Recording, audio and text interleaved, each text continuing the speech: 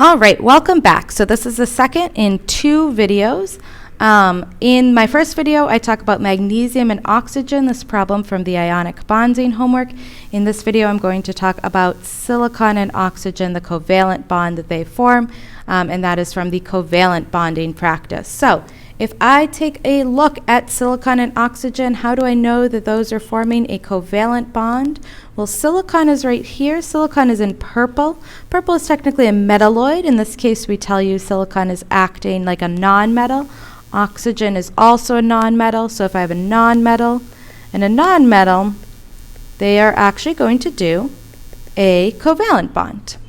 All right, so let's look more specifically at silicon and oxygen. Silicon being number 14, oxygen being number 8.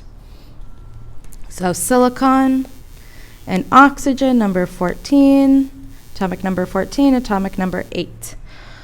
All right, do you remember the first step here? The first step should be to draw the Bohr diagrams for neutral atoms, meaning same number of electrons as protons. I draw my Bohr diagram by doing 2 electrons in the first shell, 8 electrons in the second shell, and now I still need 6 more, so I'm going to do 1, 2, 3, 4, 5, 6. Oxygen over here, 1, 2, 1, 2, 3, 4, 5, 6. All right, so I see silicon has, did I make a little mistake here, silicon? Sorry about that. So silicon has 1, 2, 3, 4, 5, 6, 7, 8, 9, 10, 11, 12, 13, 14 valence electrons. 4 valence electrons, or excuse me, 18 total electrons with 4 valence electrons. 18 total electrons with 4 valence electrons. And oxygen, of course, has 6 valence electrons. This makes sense to me based on where they are in the periodic table. Silicon is group 14, so it should have 4 valence electrons. Oxygen is group 16, meaning it should have 6 valence electrons. All right, so I know these are going to share electrons because they make a covalent bond. So oxygen, 1, 2, 3, 4, 5, 6. All right, so oxygen needs 2 more valence electrons. So if I share just one pair here, oxygen gets to 1, 2, 3, 4, 5, 6, 7. Oof, that's not quite right. It's actually possible, and I know we didn't quite have time to talk about this in class, but it's actually possible for both atoms to share 2 valence electrons. So oxygen now has 1, 2, 3, 4, 5, 6, 7, 8 valence electrons. Silicon, on the other hand, has 1, 2, 3, 4, 5, 6 valence electrons. So silicon still needs 2 more even after sharing these 2 with oxygen. Well, luckily, silicon has another pair of electrons here. So do I want more oxygen or more silicon? Pause for a moment and think. What would be more helpful? I need to add either more silicon or more oxygen because not everyone is at a full valence shell. Do I want more silicon or more oxygen?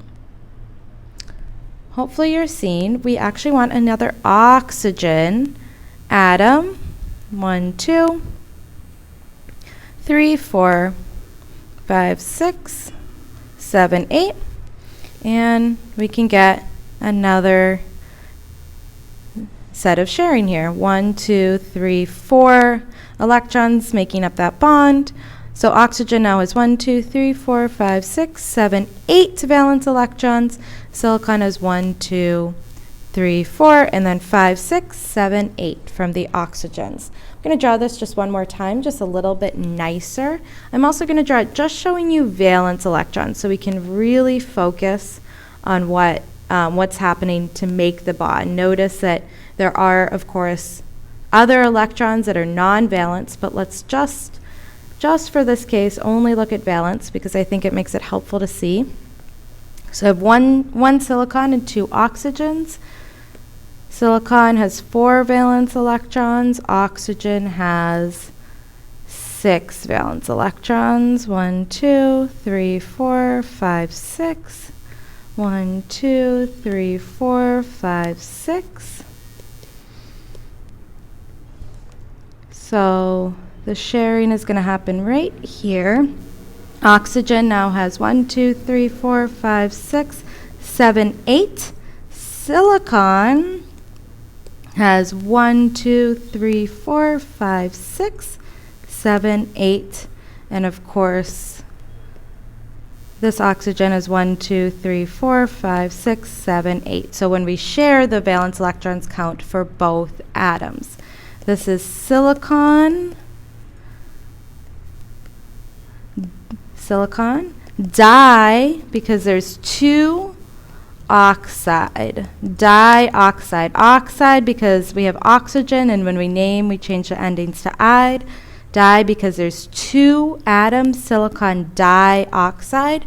So I hope you're seeing covalent bonding is a little bit more complicated than ionic bonding.